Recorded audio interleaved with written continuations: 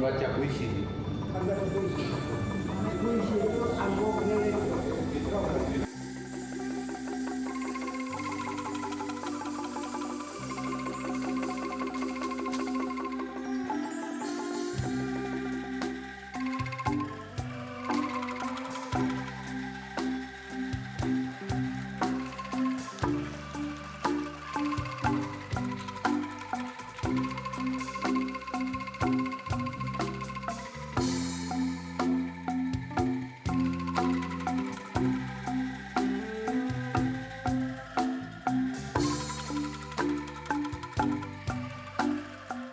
Kalau mengadakan pembacaan puisi, itu kan udah dari tahun 80-an saya buat ya. Jadi dari acara-acara selain pementasan, kita juga sering ngadain pembacaan puisi. Cuma kemudian ada ide menjadi zikir puisi, itu karena ada alumni-alumni yang usul kepada saya supaya menggabungkan antara seni dengan iman. Nah, disitulah kemudian saya pikirkan lagi bahwa memang sekarang ini kondisi negara kita ini kan penuh dengan perjuangan ya. Banyak yang harus dikerjakan, banyak yang harus ya diusahakan supaya menjadi lebih baik. Dan kebanyakan orang mulai frustrasi, sehingga banyak yang demonstrasi, banyak yang ngamuk-ngamuk dan lain-lain. Padahal kita harus ingat juga bahwa ada yang mengatur kita, yaitu Allah ya. Dan disinilah kita harus juga selain berusaha berdoa. Nah, di sini saya berusaha menemukan antara seni dengan iman, dan tujuannya karena kebetulan kita baru merayakan 80 tahun kemerdekaan, bangsa ini harus lebih baik ke depan. Itu ide awalnya di situ.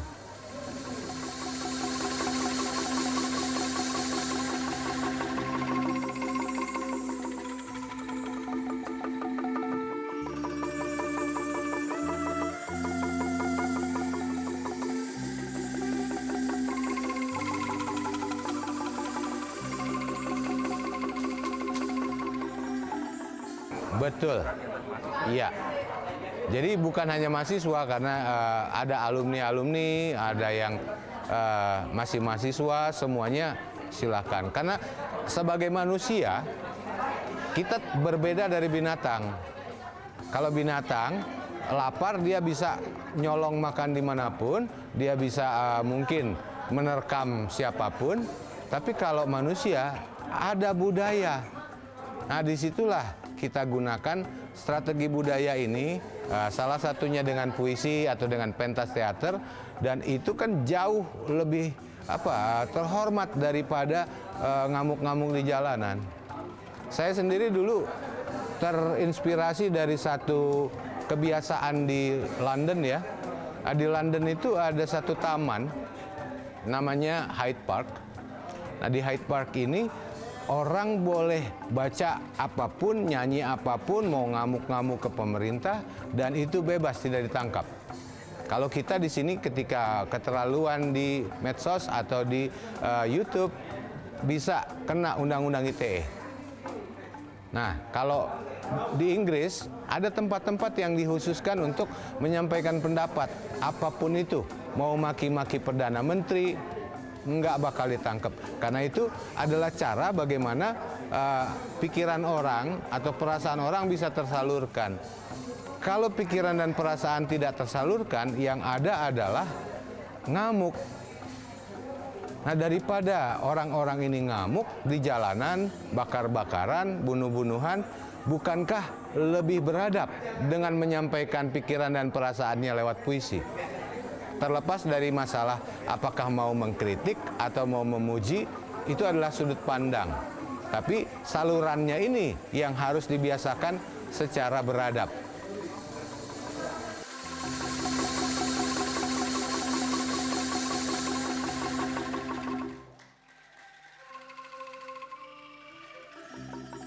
Assalamualaikum warahmatullahi wabarakatuh. Puji syukur saya panjatkan kehadirat Allah Subhanahu wa taala karena akhirnya kegiatan ini bisa terlaksana hari ini di sini dan kita akan segera sebentar lagi menyaksikan penampilan-penampilan dari alumni-alumni Universitas Indonesia dan juga ada beberapa bintang tamu yang bukan alumni UI tapi 95% alumni UI.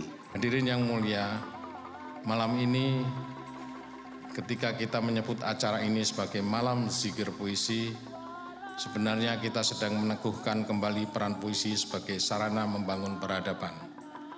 Puisi menghubungkan zikir kita kepada Allah dengan cinta kita kepada bangsa.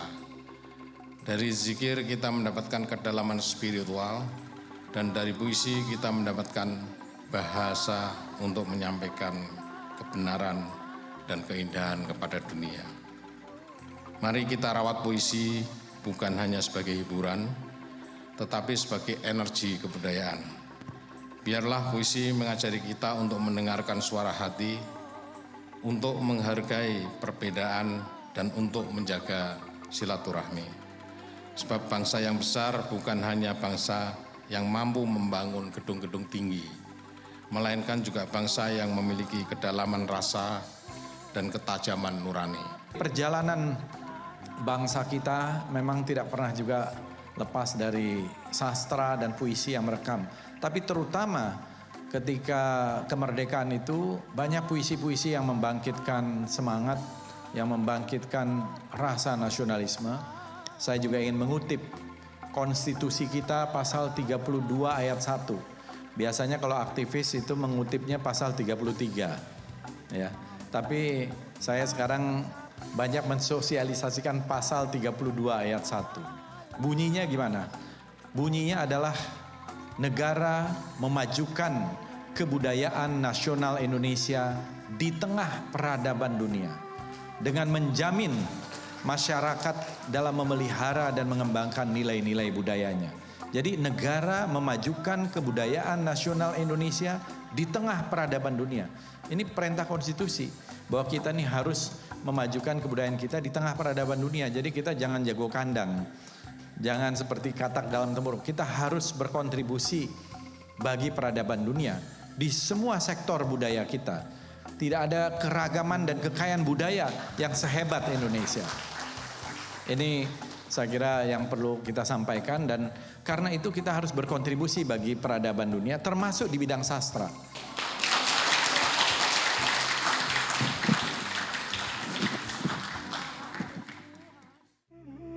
Subhanallah walhamdulillah wala ilaha illallah Allahu akbar.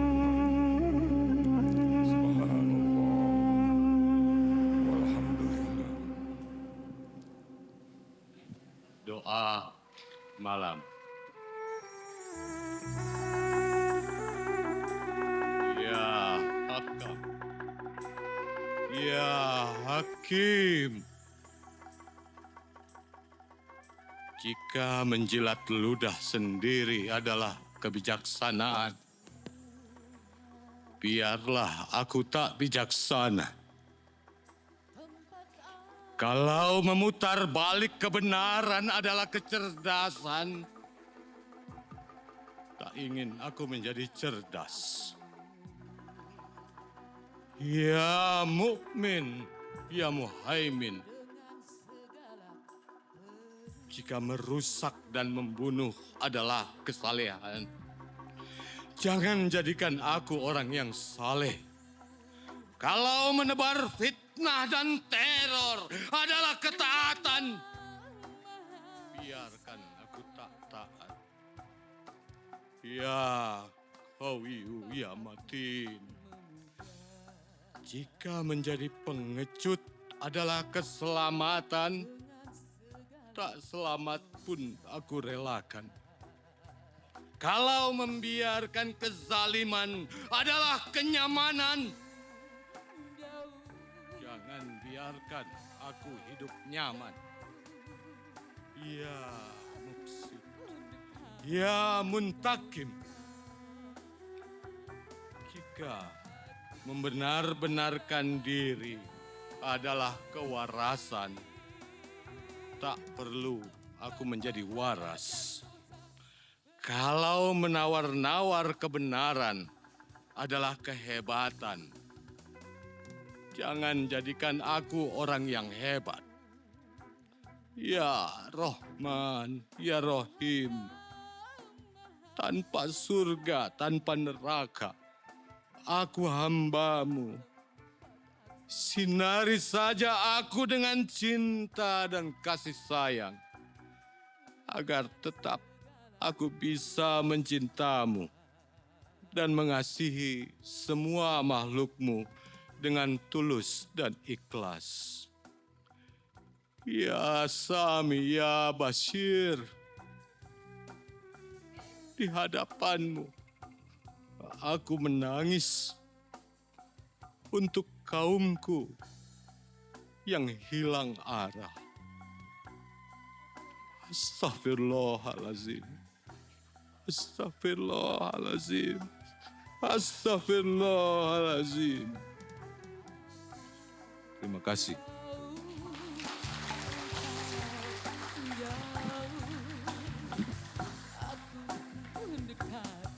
80 tahun Indonesia.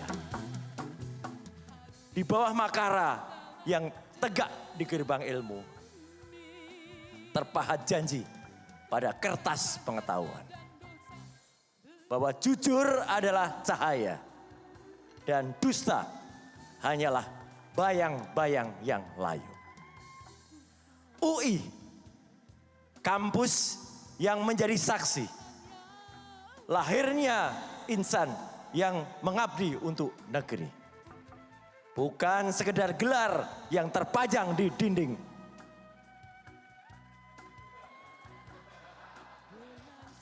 Apalagi yang gelarnya tidak jelas itu.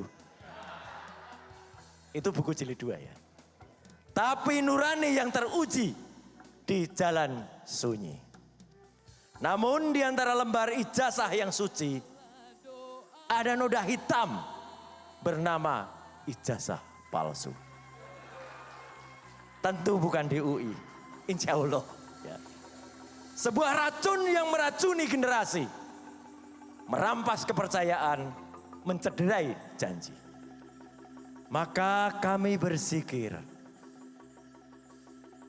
menyebut namamu di setiap tarikan nafas, agar bangsa ini tetap lurus langkahnya, agar ilmu tak berubah jadi dusta. 80 tahun Indonesia adalah perjalanan darah dan doa. Sebuah negeri yang masih belajar untuk setia pada kebenaran, keadilan, dan makna merdeka. Dan pada usia yang kian matang, semoga bangsa ini mengerti bahwa ijazah bukan sekedar selembar kertas, tetapi tanggung jawab yang akan ditanya di dunia dan di hadapannya. Aku berjalan memahat langit, merajut langkah kecil bersama anak-anak manusia yang tak mau menyerah pada nasib. Malam ini saya menghadiri zikir, malam zikir puisi yang diselenggarakan di Universitas Indonesia oleh Mas Yudi Sunarto, yang juga seorang yang saya kenal sudah lama, bersama-sama menjadi guru di teater sastra. Saya kira kegiatan puisi ini sekarang menjadi semakin semarak, dan tentu kami di Kementerian Kebudayaan juga turut mendukung supaya ekosistem puisi dan sastra semakin berkesinambungan, semakin marak ya. Jadi kami sangat senang sekali bahwa semakin banyak kegiatan-kegiatan pembacaan puisi, kegiatan sastra, termasuk di perguruan tinggi seperti di Universitas Indonesia ini. Saya kira ini sangat membantu dalam upaya-upaya kita untuk kemajuan kebudayaan, karena sastra, bahasa ini juga bagian dari 10 objek pemajuan kebudayaan. Di samping tentu saja seni dan juga olahraga tradisional, permainan tradisional, tradisi lisan, dan lain-lain. Untukmu, Bung Tomo, bergema di angkasa, bergetar bumi pertiwi, bergelora di dalam dada. Pekikan kemerdekaan membahana. Waktu itu 10 November di Surabaya, kau bangkitkan semangat yang hampir pudar. Kau bangunkan patriot ke medan bakti. Tetes-tetes darah menyirami bumi. Ratap tangis ibu-ibu yang kehilangan putranya. Di atas mayat-mayat bergelimpangan. Mereka berkata, semua berkata, Allahu Akbar, merdeka atau mati. Sekarang kau telah tiada, Bapak kami. Di tanah suci kau hembuskan nafas terakhir dalam doa. Tiada salvo, tiada bendera setengah tiang, tiada prosesi jenazah. Semua diam, semua kelam. Selamat jalan, Bapak kami. Dalam haribaan Ibu Pertiwi, kau telah terlepas dari tirani, dari bumimu yang penuh noda dan dosa. Terima kasih.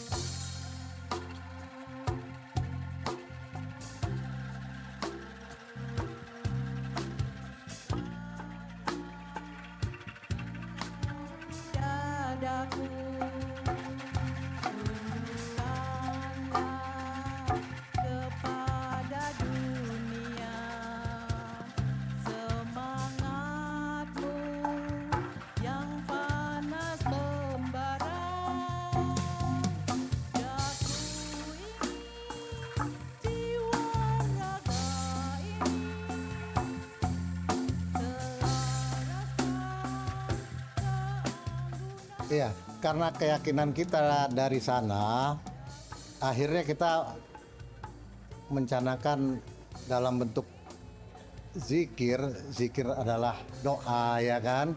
Berharap, jadi dengan kita ungkapkan dengan doa-doa dan puisi-puisi sebagai ungkapan perasaan dengan kondisi kita saat ini. Saya kira demikian. Ya, zikir puisi karena inti dari negara ini lahir berdasarkan cita-cita ketuhanan Yang Maha Esa sebagai sila pertama. Dan fisik kebudayaan, terutama fisik kebudayaan gotong royong, yang menjadi dasar untuk berdirinya negara dan cita-cita Indonesia ke depan.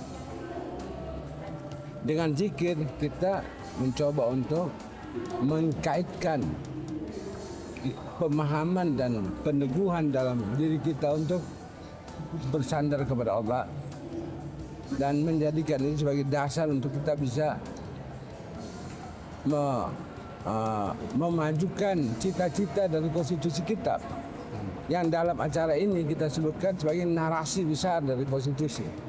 Itu kemerdekaan adalah hak segala bangsa. Penjajahan di atas dunia harus dihapuskan karena tidak sesuai dengan kemanusiaan dan keadilan. Kita berusaha untuk menjadikan narasi ini sebagai narasi pokok, sebagai alas kita untuk melangkah ke depan. Jadi acara-acara semacam ini bagian dari upaya untuk mendorong supaya terjadi pemusatan energi nasional kita pada pesan konstitusi. Jadi kalau kita melawan penjajahan itu punya dasar dari pesan konstitusi. Karena itu bagian dari narasi besar. Kalau kita terlalu banyak perhatian ke bagian-bagian lain, nanti kita tidak fokus untuk menyelesaikan masalah bangsa. Maka kita coba untuk memusatkan supaya dia terfokus pada pesan dari konstitusi kita. Dan ini mestinya menjadi satu perhatian dari semua lembaga, baik pendidikan, anak-anak dari SD sudah harus diajarkan bahwa yang dimaksud kemerdekaan adalah hak segala bangsa, itu kemerdekaan yang harus ada, yang harus dimiliki oleh bangsa Indonesia supaya bisa maju. Sekarang ini penjajahan membuat jadi kemerdekaan tidak tercapai. Sementara kita terlalu banyak salahkan sana, salahkan sini, kita tidak berpusat pada bagaimana menghapuskan penjajahan itu. Kalau kita hapuskan sesuai dengan kemanusiaan dan keadilan kita, maka kita pasti bisa meraih kemerdekaan yang sejati. Itu maksud dari acara ini. Jadi kita menggalang kekuatan, konsolidasi pemikiran, visi dan misi untuk langkah itu. Saya kira itu.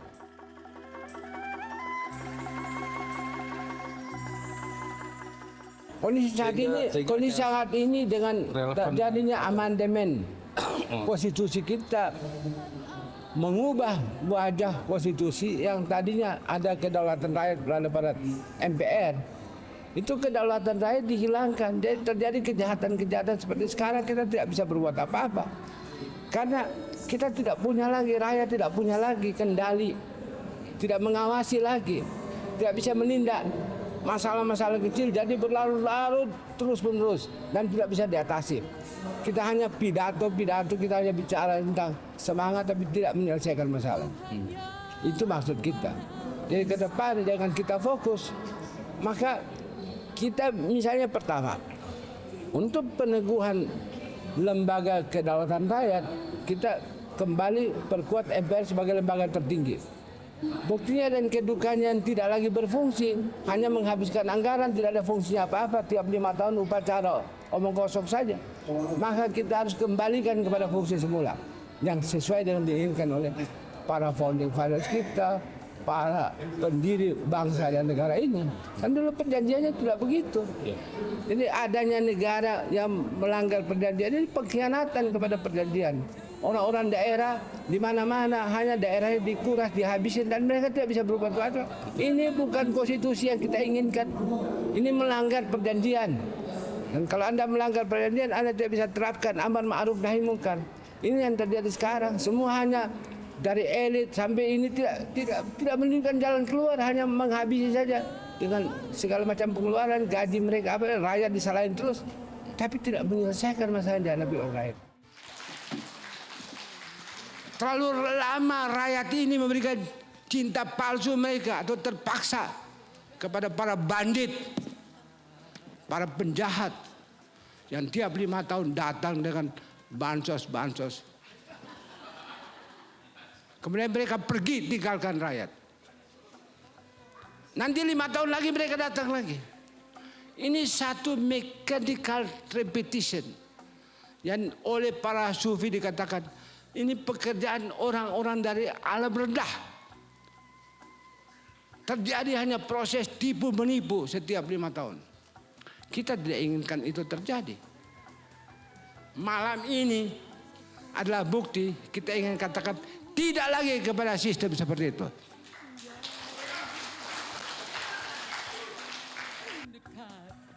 Engkau dekat, hati Suara bukan dari bawah, kami dari atas. Rakyat jangan dianggap dari bawah.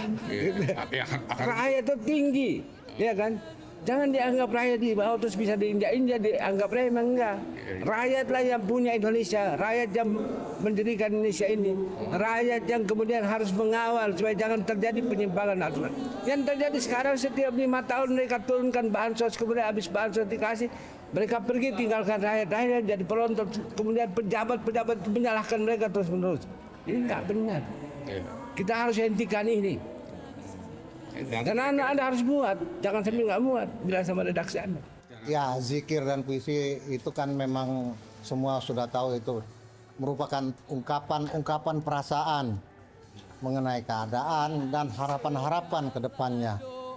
Mudah-mudahan dengan dimulainya dengan ungkapan melalui zikir dan puisi ini akan berkembang dengan hal-hal lain.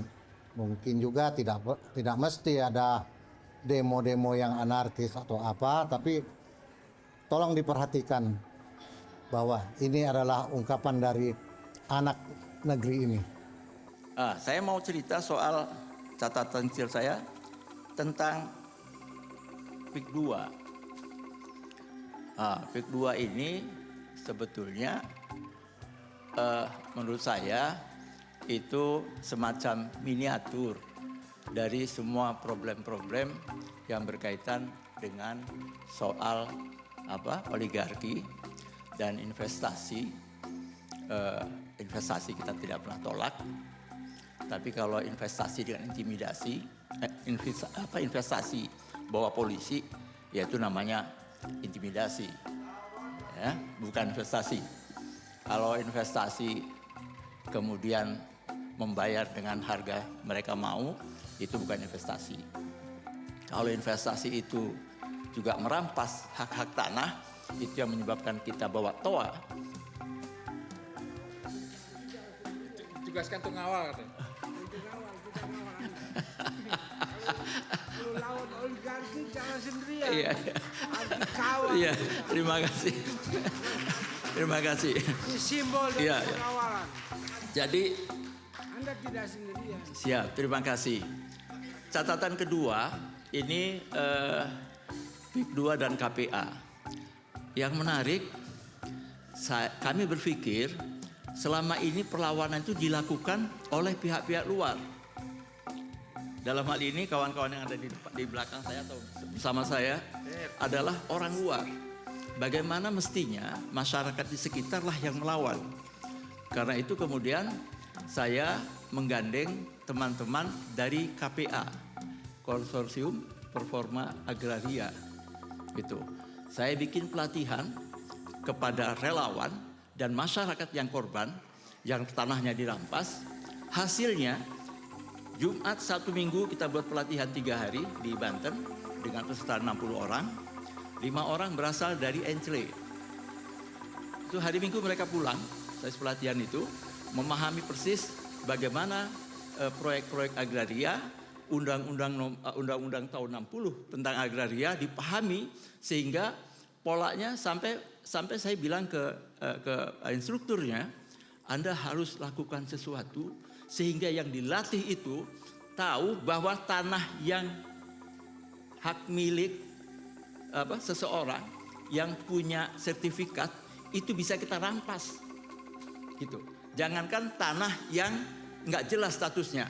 Kalau bisa diajarkan kepada masyarakat Pantura bahwa tanah yang sah saja kita bisa rampas.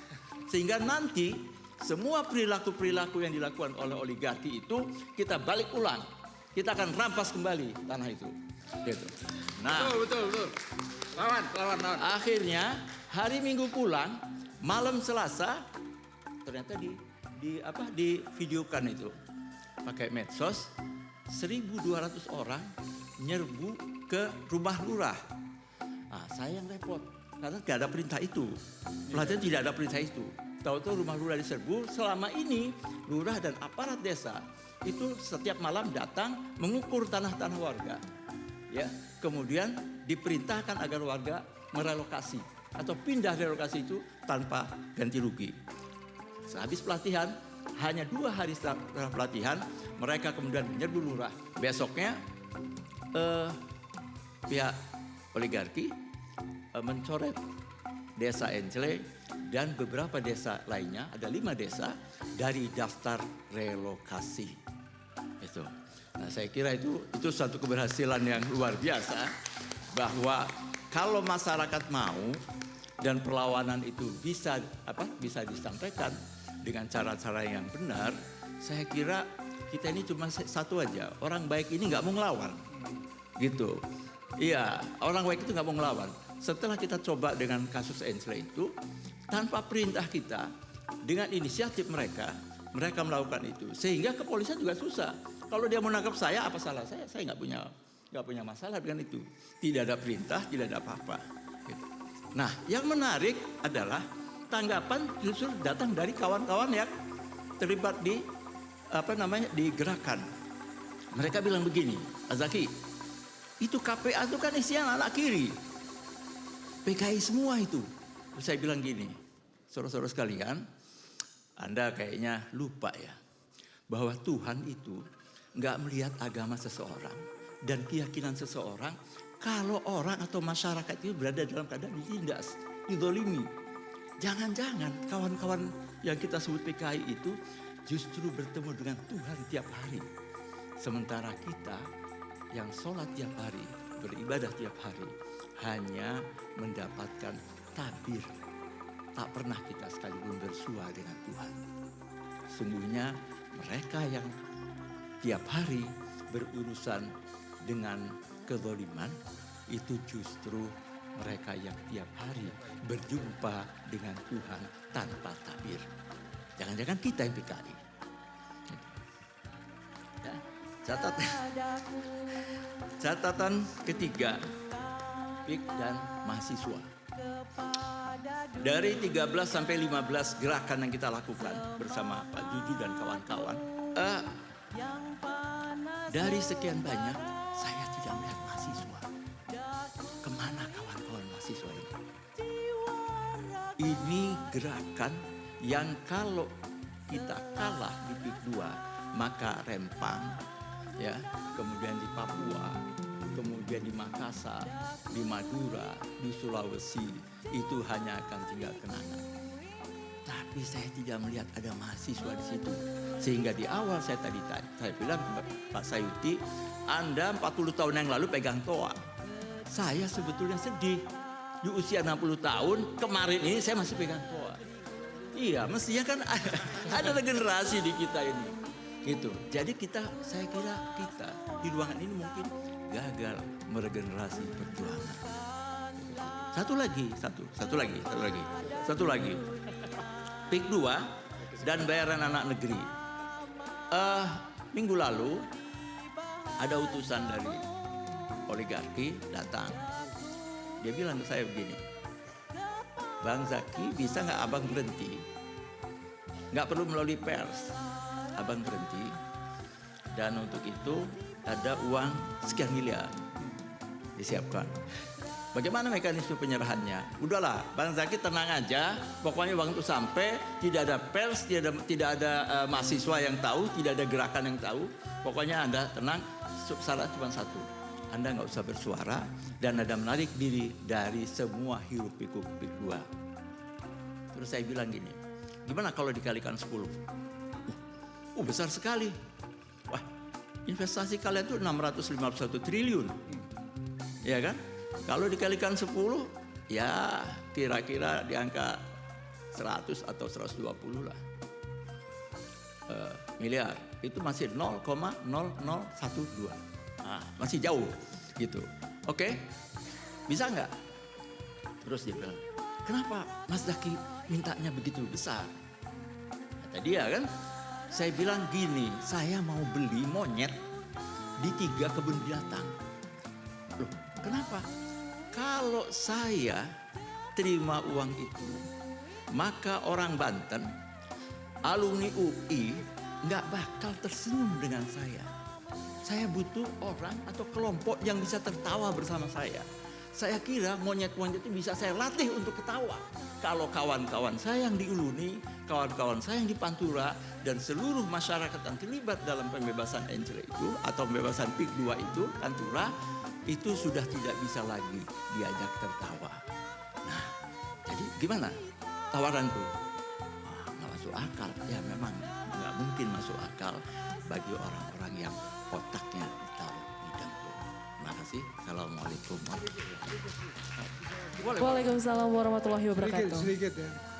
Tanah Banten dan tanah manapun di Indonesia tidak bisa dinilai dengan uang kalau menyangkut kedaulatan. Kedaulatan nggak bisa dibeli walaupun 1 senti pun. Demikian. Terima kasih. Luar biasa, pesan yang sangat luar biasa.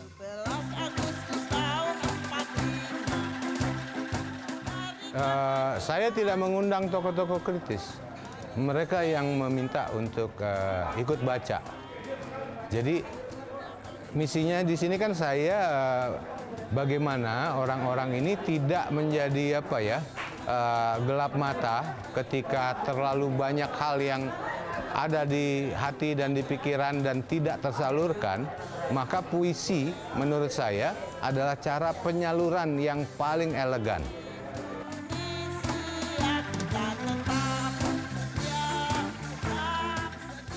Ya, itu semua kan berkaitan ya. Kita nggak bisa memisahkan agama dengan sosial atau dengan politik. Bahkan seni juga terkait juga.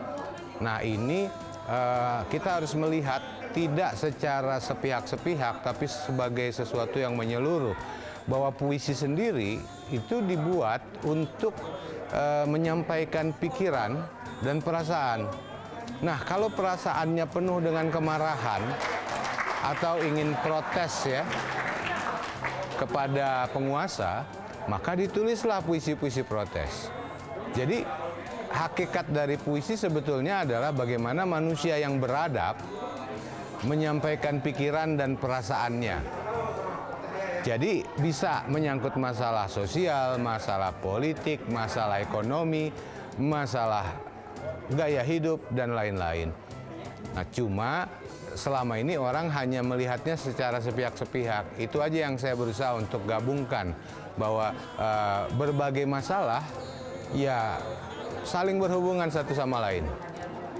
Jadi jangan salahkan puisinya, karena puisi-puisi yang misalnya Khairil Anwar ya. Khairil Anwar dalam konteks 45, dia puisi-puisinya dianggap membangkitkan gelora perjuangan untuk merdeka, untuk melawan Belanda, dan ini lahir dalam konteks zaman tersebut.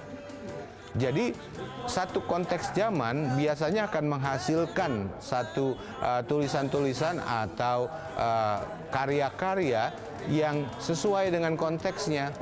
Kalau misalnya suasana Indonesia sekarang tidak perlu dikritik, saya rasa nggak akan ada yang menulis puisi tentang kritik. Jadi ini hanya alat, puisi ini. Jangan disalahkan puisinya, yang berbahaya bukan puisinya, tapi suasana yang sudah ada di sekitarnya. Gundahku berwujud diksi-diksi, dirangkai dalam bait bermakna. Imajinasiku bersandar pada ilahi dalam zikir puisi untuk Indonesia. Gundaku berwujud diksi-diksi. Nelayan menangis di pasir kerontang. Sebegitu indahnya laut, seluasnya samudra di depan mata. Tangan sejengkal pun tak mampu menggapai. Songkok lusuh digenggam gemas, memandang botol solar melompong. Bagaimana bisa melaut bila haus, kering tenggorokan, kapal tiada daya. Solar, betapa melangitnya harga kini. Padaku, masihkah ada asa kan tetap padamu. Meski jutaan tanda membuat gelap.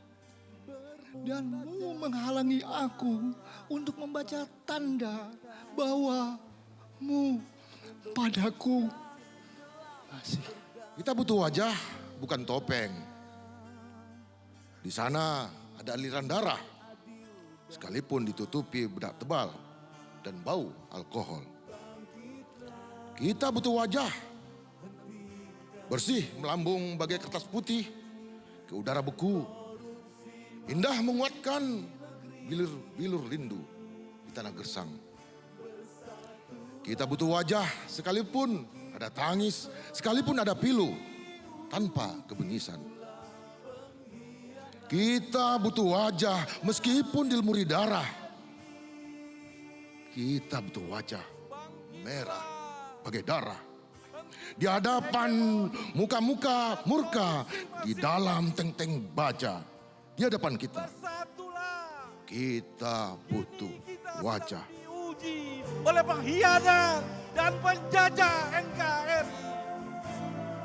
Ayo, kuatkan marwah UI sebagai kampus perjuangan sejati. Teguhkan kedaulatan dan hakiki. Kita selamatkan. Ayo kuatkan kembali pemimpin adil. Ketika matahari hanya di atas kepala, panas melelehkan. Ketika keadilan akan ditegakkan di hari akhir zaman, padang yang luas tak ada naungan, tapi Engkau pemimpin adil. Setiap manusia adalah khalifah di muka bumi ini. Engkau khalifah dari khalifah. Kau dinaungi, kau dirahmati. Tapi engkau khalifah dari khalifah. Kau dinaungi, kau diselamatkan dari hari pembalasan. Engkau bisa bawa mata air kebaikan bagi manusia. Kuasamu juga bisa menenggelamkan umat manusia. Tak ada bahtera Nuh, tak ada penyelamat. Maka adillah kau pemimpin.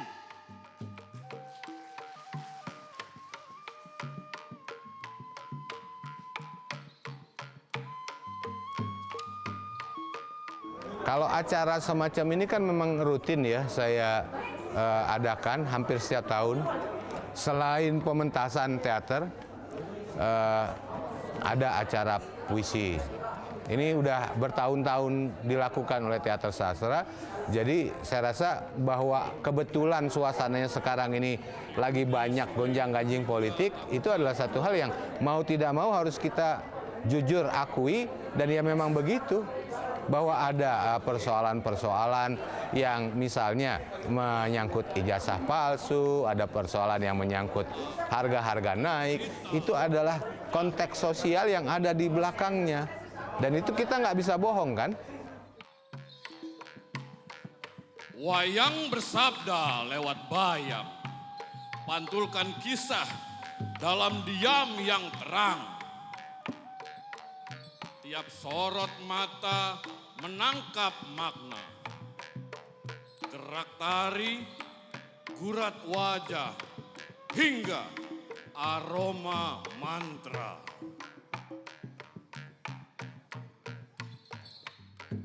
Ini bukan sekedar dokumentasi semata.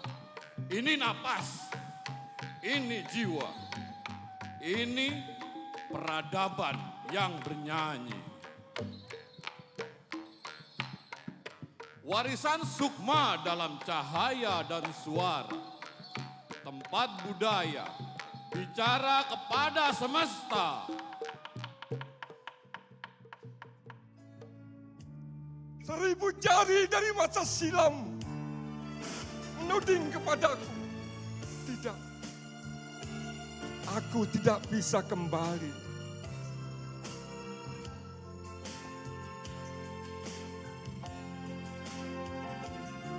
Sambil terus memanggili namamu,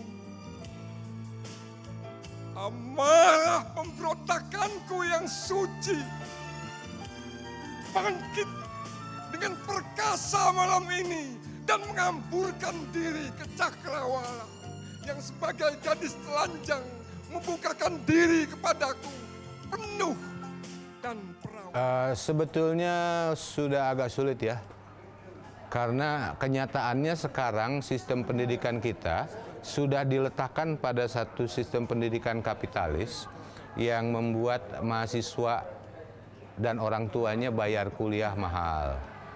Kemudian otomatis akibatnya harus lulus dengan cepat. Dan akibatnya lagi setelah itu harus kerja. Jadi tidak ada persiapan mahasiswa ini menjadi manusia yang bukan hanya berpikir tentang uang. Itu yang tadi menyebabkan mahasiswa males demo, atau kalaupun ada yang demo mungkin dibayar.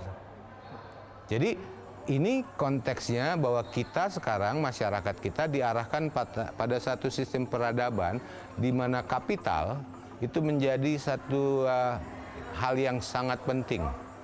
Dan kita sulit untuk menghindar dari situ, karena mau nggak mau kita harus makan, kita harus menafkahi keluarga, harus beli bensin dan lain-lain. Dan ketika itu tidak terpenuhi, yang ada adalah misalnya ya protes-protes, atau kayak misalnya share-share apalah segala macam yang mengkritik. Itu kan sebetulnya hanya akibat dari satu masalah yang sulit untuk dihandle atau ditangani. Mungkin ya kayak kasus yang Wamen yang barusan dikena OTT, kan kita tahu dulunya dia susah, kita tahu bahwa dia juga idealis segala macam, tapi toh ketika pada posisi yang mungkin menentukan keputusan, dia main-main, karena dia juga terjebak pada satu sistem di mana orang harus punya uang, harus punya mobil. Nah, ketika orang-orang yang tadinya dari bawah kemudian ada di atas, itu nggak siap, mentalnya nggak siap. Jadi kalau kita menghasilkan orang-orang semacam ini, nggak maju-maju kita. Dan mungkin banyak yang jumlahnya kayak begitu, cuma yang ketahuan baru itu aja. Keadilan, kesetiaan, sopan santun, buram tak jelas, keyakinan dan keberanian tergulung terhempas. Merah putih sudah menyentuh tanah. Merah putih sudah tak berkibar di angkasa.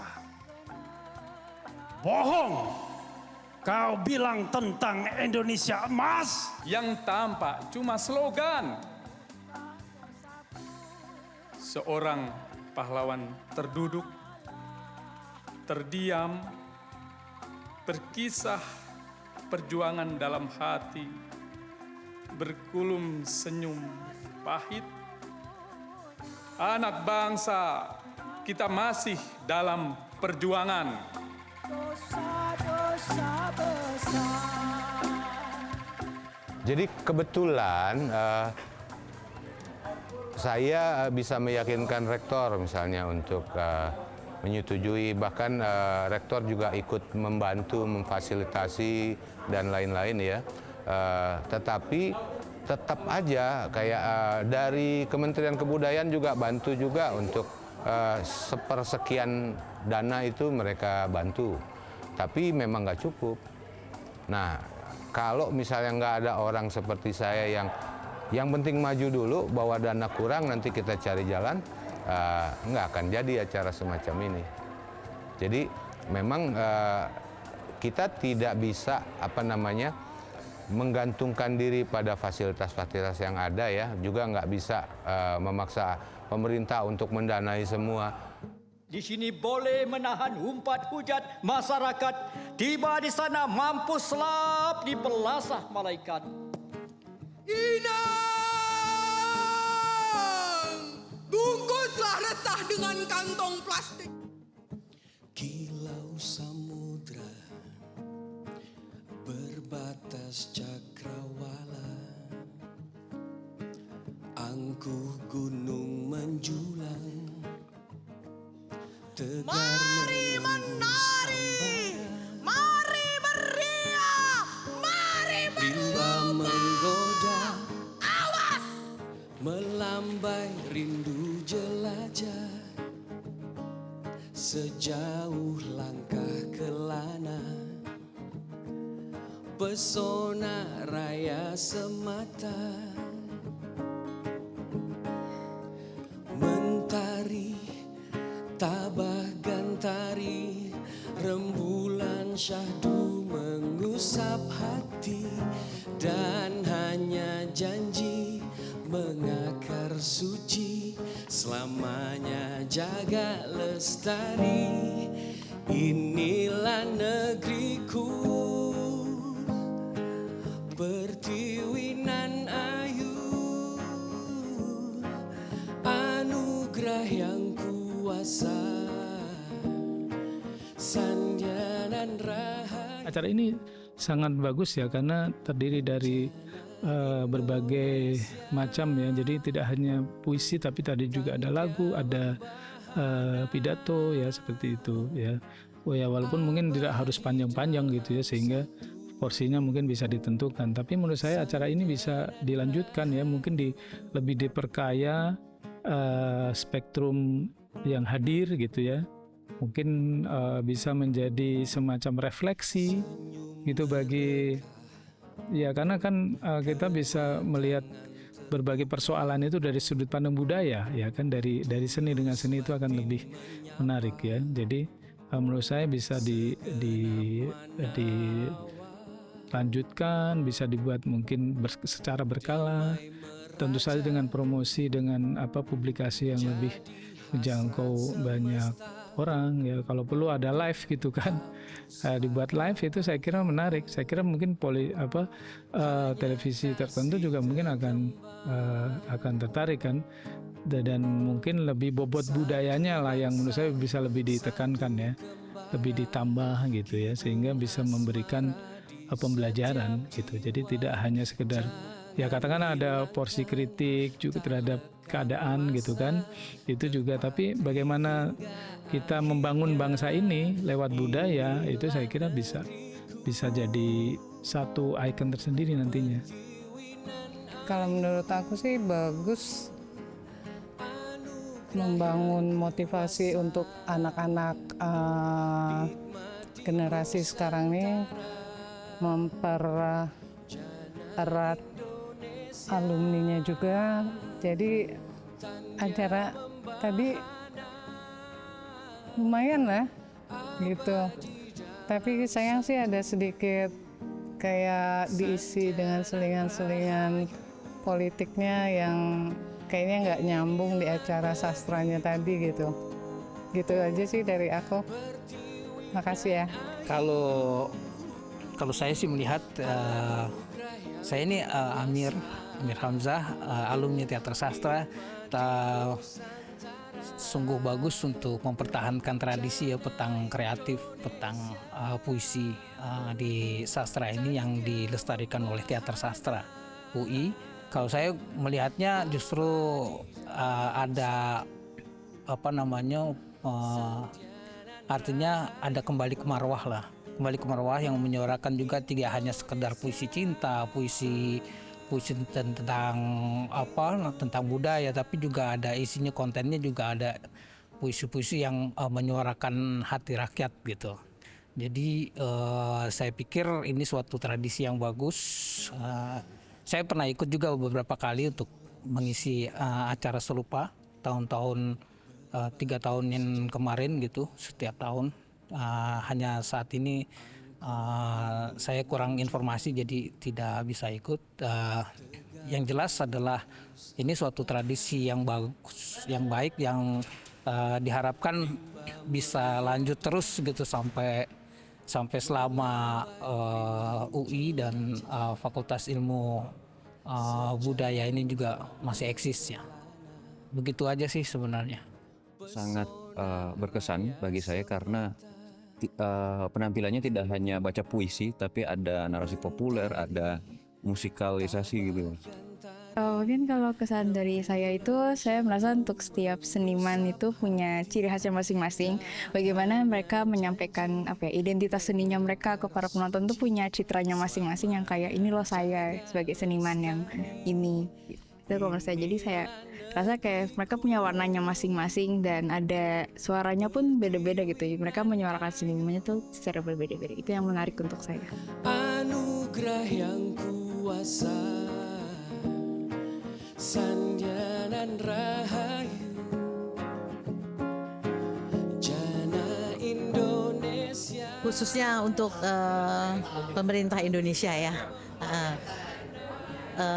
kita para lansia ini harus dijamin untuk kesehatannya, karena semua masyarakat Indonesia ini khususnya ibu-ibu yang melahirkan putra bangsa. Jadi harus untuk dari segi kesehatan semoga harus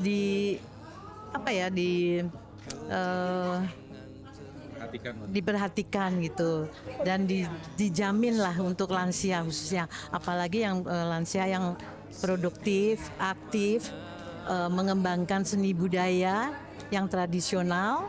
Nah itu mesti harus didukung oleh pemerintah itu. Jadi hasrat semesta, hapus laga angkara. Ya, harapan dari acara ini tentu saja ya semoga ini bisa membuka ya wawasan gitu loh kepada masyarakat ya, kepada